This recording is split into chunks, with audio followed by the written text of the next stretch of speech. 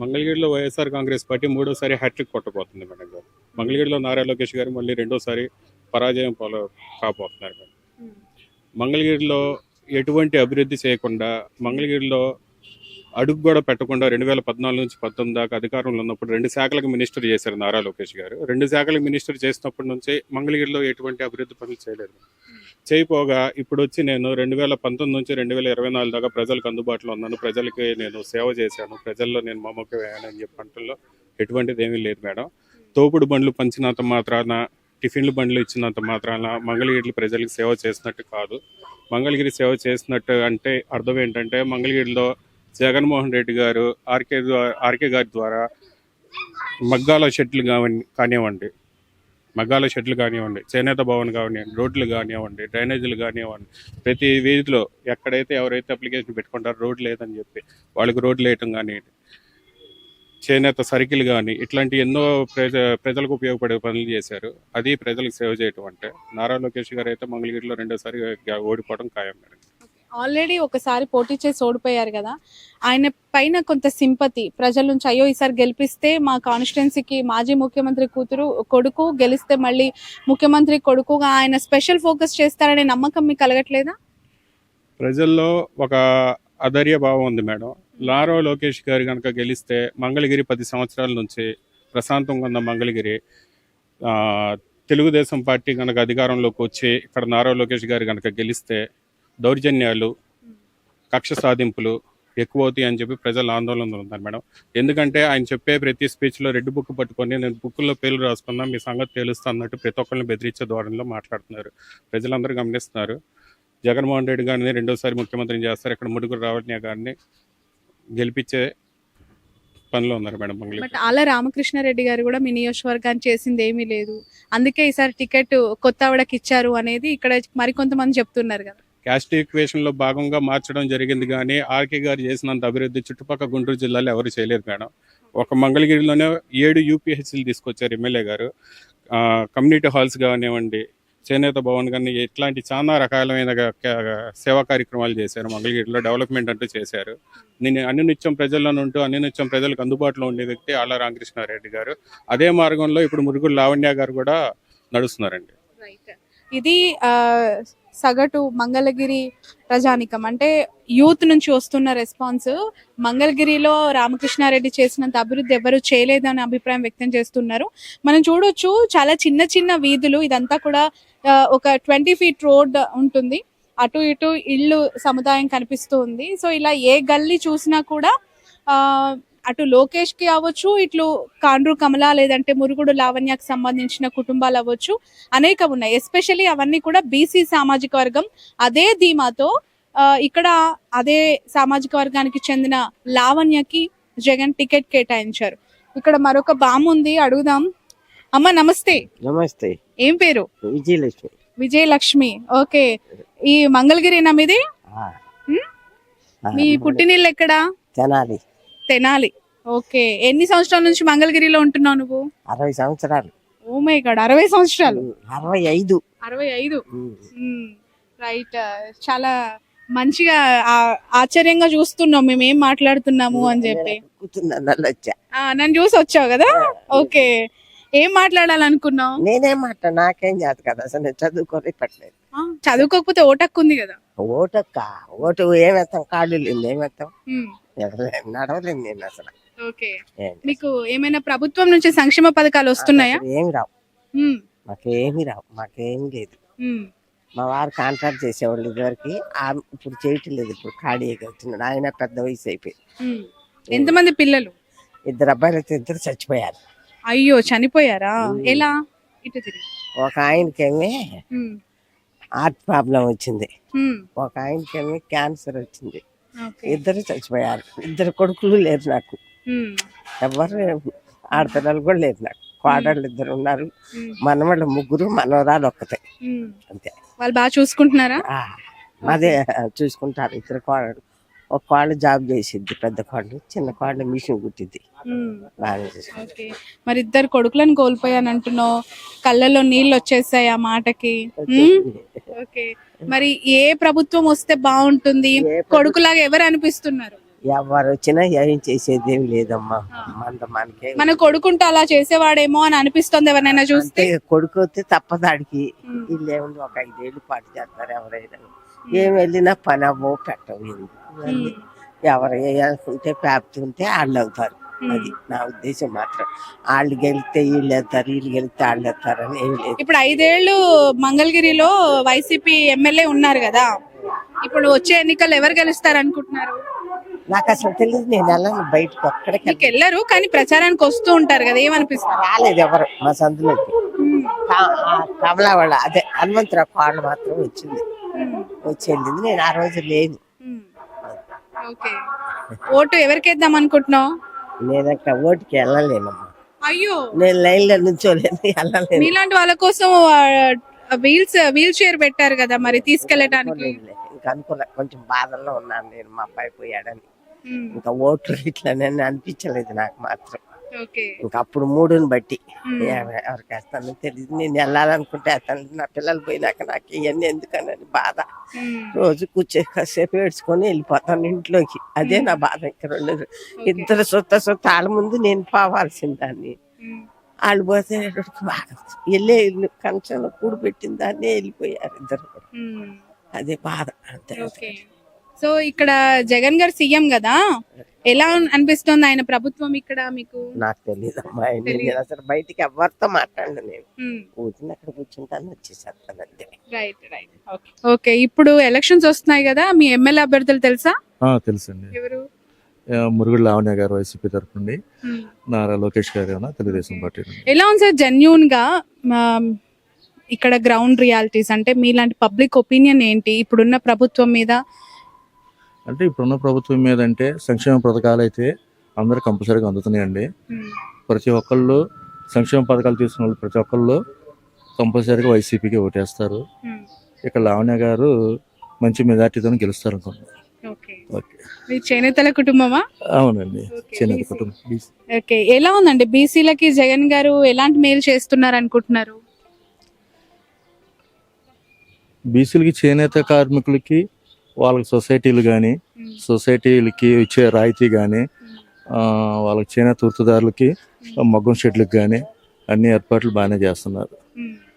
అది లోకేష్ గారు ఖచ్చితంగా గెలుస్తానని చెప్పి సవాల్ చేస్తున్నారు కదా. చేస్తారండి, ఎవరు గెలుపు వాళ్ళకి ఉంటదిగా ఊహ అనేది. కాబట్టి లావణ్య గారు అయితే మంచి మెజార్టీతో గెలుస్తారు. అవకాశం లేదంటారు లోకేష్ కి? అవకాశం లేదని కాదు, ఆయన కష్టపడుతున్నారు, కానీ లావణ్య గారే గెలుస్తారు. తాత నమస్తే. నేను క్వశ్చన్ అడగకముందే మీరు లావణ్య తాలూకా ఆయన గారు చూడంగానే మురుగుడు హనుమంతరావు గారి తాలూకా తెలుసు, మనం వైఎస్ఆర్ అని చెప్పి తెలుసు. లోకేష్ కి ఓటు? హనుమంతరావు. నారా లోకేష్ కి ఓటు అయ్యారా? లావణ్య. లావణ్య అసలు క్వశ్చనే లేదు, లావణ్య. ఓకే, మాకు హనుమంతరావు గారు బంధువు. ఓకే, గెలుస్తారా లావణ్య గారు? 100%. ఓడగొడతానంటున్నారు లోకేష్. ఏమంటే ఇక అది దైవాదేనం. 100% మటుకు ఆమెకి వెయిట్ ఉంది. ఎందుకంటే హనుమంతరావు గారు 2 మాటలు చేశాడు, కమలా గారు 2 మాటలు చేశారు, మంచి పేరు తెచ్చుకున్నారు. నేనేం కాదంటలా. ఇక ఇదంటారా దైవాదేనం, మనం ఏం చేయగలిగింది? కానీ పెద్దాయన యాక్చువల్ గా వీళ్ళు గెలిచిన తర్వాత జనాల్లో ఉండరట, ఎవరిని కలవరట, ఈ ఆరోపణ వస్తోంది. నేను మీలాగా చాలా మందిని అడిగినప్పుడు ఎవరు కలవననేది, ఈ కమలా గారు, హనుమంతరావు గారు ఎవరిని కలవరు. ఎందుకు కలవరు? కలిసారుగా, కలిసి చేయాల్సిన ఏమన్నా ఉంటే చేశారుగా. చేయకుండా ఏమి లేదు అమ్మా. ఇప్పుడు 20 ఏళ్ళు ఇయ్యాల. నిన్న హనుమంతరావు గారు 10 ఏళ్ళు చేశారు, కమలా గారు 10 ఏళ్ళు చేశారు, 20 years. నేను 50 ఏళ్ళ నుంచి ఓటు వేస్తున్నా, 50 years. నాకు ఇప్పుడు 74. అందరు తెలుసు, మినిస్టర్లు అందరు తెలుసు, అందరు ఫ్రెండ్షిప్. సరే, జగన్ గారి ప్రభుత్వం ఎలా ఉందండి? జగన్ గారు పెడితే బాగానే ఉంది. కాకపోతే ఆయన గారు ఇండస్ట్రీలో పెడితే మన గవర్నమెంట్ కి బాగా లాభాలు వచ్చాయి. కాకపోతే ఇండస్ట్రీగా పెట్టలేకపోయారు. అది అభివృద్ధి. ఎలాంటి ఇండస్ట్రీస్ రావాలని కోరుకుంటున్నారు? ఎందుకంటే మీరు ఉమ్మడి రాష్ట్రం నుంచి రాజకీయాలు చూస్తున్నారు కదా. అట్లా గనక చేస్తే ఇప్పుడు అక్కడ ఆంజనేయ స్వామి గుడి దగ్గర బొచ్చడు ఇవి ఉన్నాయి. మన ఏదంటే కంప్యూటర్ కంపెనీలు పెడితే అటు లేని వాళ్ళకి ఉద్యోగం వస్తుంది, ఇటు మన ఆంధ్ర గవర్నమెంట్ కి, మా మంగళగిరి గవర్నమెంట్ కి ఇన్కమ్ వస్తుంది. ఆ రోజు తాడేపల్లిలో సిమెంట్ కంపెనీ అన్ని ఉంటే ఎట్లా వచ్చింది ఆదా? సిమెంట్ కంపెనీ ఇప్పుడు ఇక్కడ వడ్లపూడి ఉంది, కోకోకోలా కంపెనీ ఉంది, అది వాళ్ళకి రాట్లా. అట్లాగే మనకు కూడా వస్తుంది ఇండస్ట్రీలు ఉంటే. జగన్ గారికి యాజ్ ఏ ఒక ఫాదర్హుడ్ వెల్విషర్ గా మీరు ఒక చిన్న సలహా ఇవ్వాలంటే ఏమి ఇస్తారు? జగన్ గారు చూస్తే జగన్ గారికి ఒక చిన్న సలహా మీరు ఇవ్వాలి అనుకుంటే ఏం సలహా ఇస్తారు? నేను పరిపాలన చక్కగా చేసుకొని మళ్ళీ చేస్తే 3వ మాడి కూడా గెలుస్తారని నేను చెప్తా. ఇది రెండోసారి, ఇది 2 కాదు, 3వ మాడి కూడా గెలుస్తారు. ఇప్పుడు ఇందిరాగాంధీ 18 ఏళ్ళు చేయలేదా? మరి నెహ్రూ గారు 18 ఏళ్ళు చేయలేదా? చేశారు కదా. ఇప్పుడు 70 ఏళ్ళు అయింది మనకి ఏది స్వతంత్రం వచ్చి. మరి ఆయన 18 ఏళ్ళు చేశారు, ఆయన చేశారు, లాల్ బహదూర్ శాస్త్రి చేశారు, మొరార్జీ చేశారు, మరి రాజీవ్ గాంధీ చేశారు. మరి అన్ని మంచితనం చేయబట్టే కదండి వచ్చేది. మరి ఇప్పుడు కాంగ్రెస్ నుంచి షర్మిల గారు పిసిసి ప్రెసిడెంట్ అయ్యారు ఇక్కడ. ఎలా ఫ్యామిలీ విషయం మనకి సంబంధం లేదు. అది అన్నయ్య చెల్లెలు వాళ్ళ ఇష్టం, మనమేం మాట్లాడకూడదు. బట్ ఆమె కూడా పొలిటికల్ ఎంట్రీ ఇచ్చింది కదా ఇక్కడ. ఏమంటే రకరకాలుగా మాట్లాడుతుంటారు, ఎవరి ఇష్టం వచ్చినట్టు అది మాట్లాడతారు, అది తప్పేం లేదు. అది వాళ్ళ ఫ్యామిలీ విషయంలో మనమేం మాట్లాడకూడదు. ఇప్పుడు ఎన్టీ రామారావు విషయంలో చంద్రబాబుని ఎన్నో అన్నారు, వాళ్ళ అల్లుడు మామ కాబట్టి ఏమీ గొడవ లేకుండా పోయింది.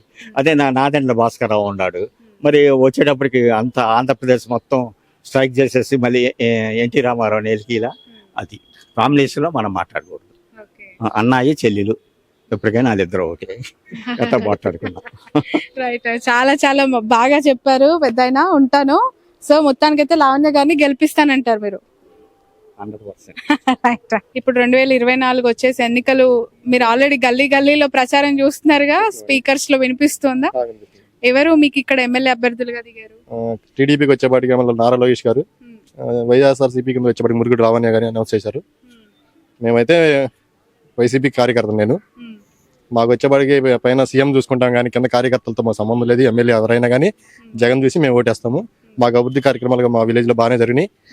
ఎప్పుడో ఎన్నో సంవత్సరాల క్రితం లేని కాలువల మీద, మేము రైతులు అనమాట, కాలువల మీద వంతెలు కడతాం కానీ చాలకెళ్తే దారులు రోడ్లు పోయటం కానీ మా డెవలప్మెంట్ బాగానే ఉంది. అంటే నాయకులు కార్యకర్తలతో సంబంధం లేదు, జగనే ఫైనల్ అంటారు. ఏం నచ్చింది జగన్ గారిలో? తను చూస్తే చాలు, మాకు ఆ మ్యానరిజం బాగుంది మాకు. అంటే జగన్ గారు నవరత్నాలను, సంక్షేమ పథకాలు అవన్నీ మేనిఫెస్టో 99% ఆల్రెడీ మీకు రిలీజ్ చేసి ఆల్రెడీ అందరికీ లబ్ధి పొందారు కదా. ప్రజలు అనేది వాళ్ళు లబ్ధి పొందారు. ఇప్పుడు అమ్మఒడి కానీ, లేకపోతే రైతు భరోసా కానీ, ఆసరా కానీ, ఇట్లా చేనేత కానీ ఎవరు రావాల్సిన వాళ్ళు వచ్చేసినాయి అనమాట. ఒక ఫ్యామిలీ వచ్చేప్పటికి ఆల్మోస్ట్ 1.5 లాక్ నుంచి 2 lakhs లోకి లబ్ధి పొందిన వాళ్ళు అందరూ. ఆయన చెప్పేది కూడా అదే, నా లబ్ధి పొందానంటేనే ఓటేయండి అన్నాడు. అది జనం ఇష్టం. దాని ఎన్ని పథకాలు వచ్చాయి భయ్యా?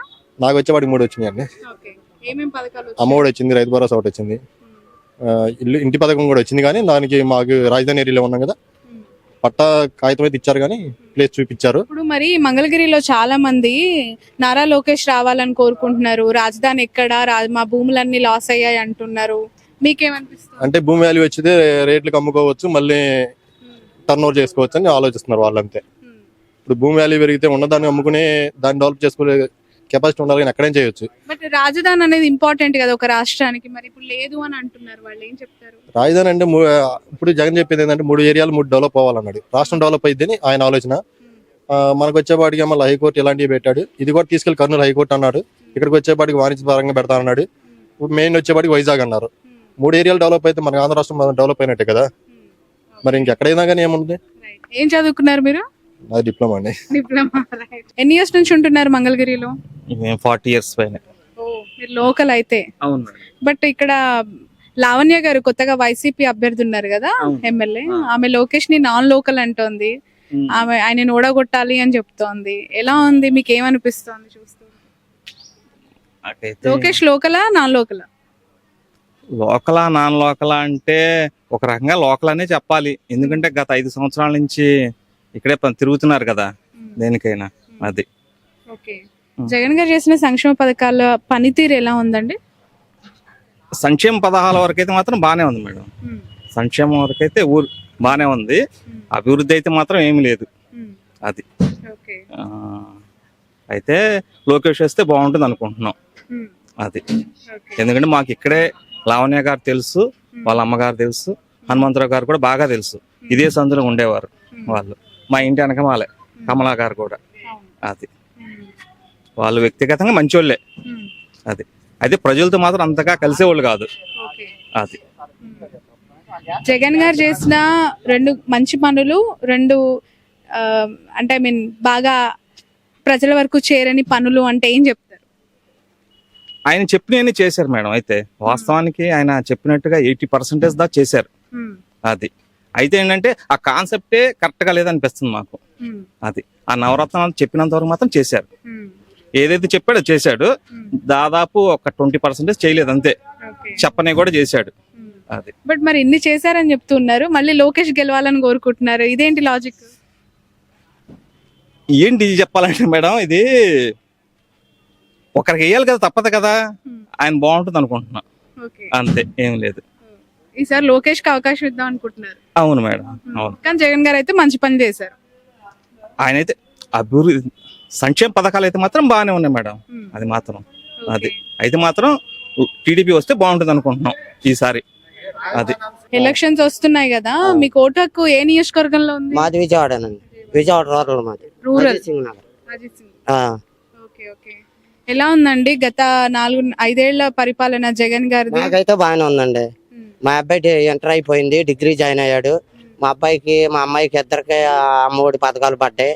మాకు ప్రజెంట్ అక్కడ మైలారం దగ్గర జీకొండూరులో మాకు ప్లాట్ కూడా ఇచ్చాడు. మొన్న అప్పుడు పట్టాలు ఇచ్చారు, మళ్ళీ తర్వాత మొన్న మధ్య వాలంటరీ పిలిచి మళ్ళీ పట్టాలు మాకు ఇచ్చారు. ఈసారి నెక్స్ట్ అయితే కట్టేస్తా అన్నారు. ప్లాట్లు ఇచ్చారు, ఇంకా అవి అయితే ఇంకా ఇల్లు కట్టలేదు.